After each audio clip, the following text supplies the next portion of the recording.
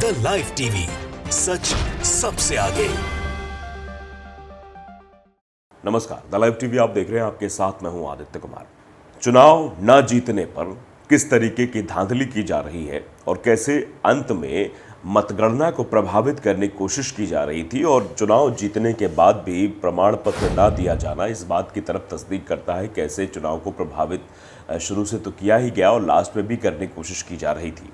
बिजली तक काट दी गई वहां।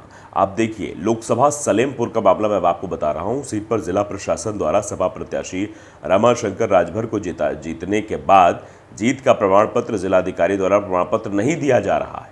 सत्ता पक्ष का पक्षधर जिला प्रशासन द्वारा भारतीय जनता पार्टी को जिताने की नाकाम कोशिश के फिराक में है।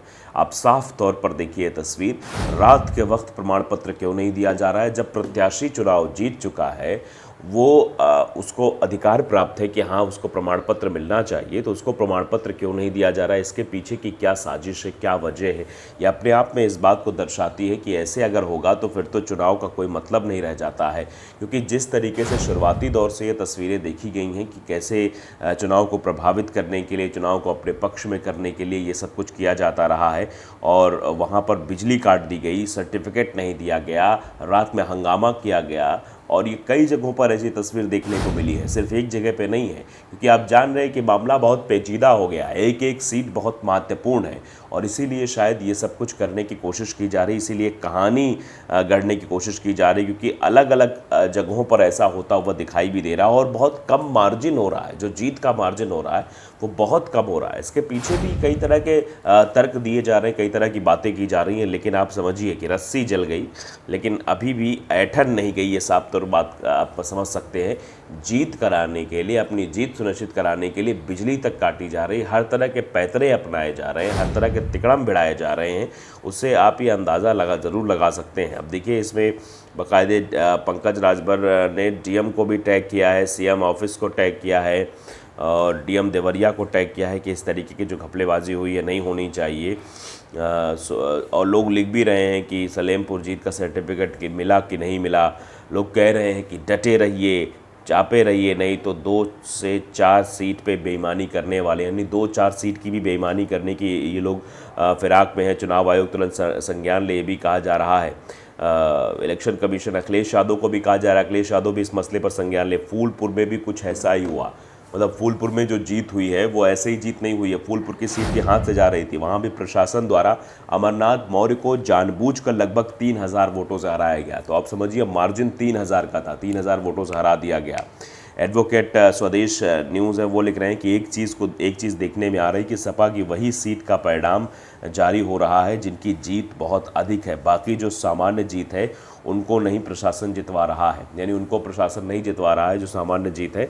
बाकी जहां पर मामला फंसा हुआ है वही उन्हीं सीट को जितवाने की कोशिश की जा रही है। कैसे भी करके वो सीट जो है वो विपक्ष के खाते में ना चली जाए, नहीं तो एक बहुत बड़ी मुश्किल भी खड़ी हो जाएगी और उस मुश्किल का शायद जवाब नहीं दिया जाएगा, क्योंकि अभी तो और भी मुश्किलें आने वाली हैं। आप समझते हैं किस तरीके से अभी सरकार बनाने को लेकर चीज़ें भी हो रही हैं और ये कहा जा रहा है कि डटे रहो, जीत का प्रमाण लेकर ही बाहर आना, ये भी सीधे तौर पर कहा जा रहा है। तो लोकसभा सलेमपुर से जो तस्वीर निकलकर सामने आई है वो भयावह है, वो लोकतंत्र की मर्यादा के खिलाफ है, लोकतंत्र को तार तार करने वाली है। क्योंकि इस तरीके की घटनाएं अगर निकलकर सामने आ रही हैं और इस तरीके से चीज़ें होती हुई दिखाई दे रही हैं तो ये अपने आप में इशारा करने के लिए काफ़ी है कि चुनाव को प्रभावित करने के लिए किस तरीके के पैतरे अपनाए जा रहे हैं, यानी साम दाम दंड भेद। आप जानते हैं कि भारतीय जनता पार्टी जहां सरकार नहीं बन रही होती वहां भी सरकार बनाने के लिए किस तरीके के तिकड़म भिड़ाती है। खरीद फरोख्त करना, ऑपरेशन लोटस चलाना, इस तरीके का कांड करना उसकी पुरानी आदत रही है। आपने कई बार देखा होगा।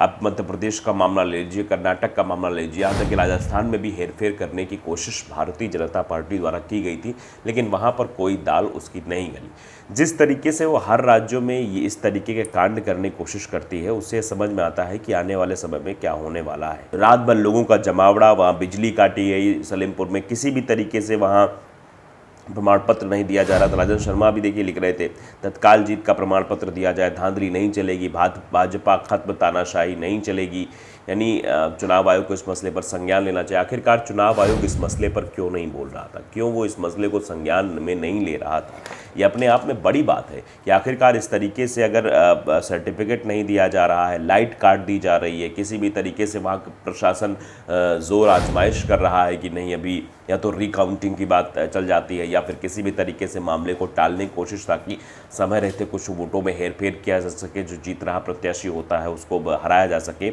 इस तरीके की कोशिश थी। शुभम सिंह यादव तत्काल जीत का प्रमाण पत्र दिया जाए, धांधली नहीं चलेगी।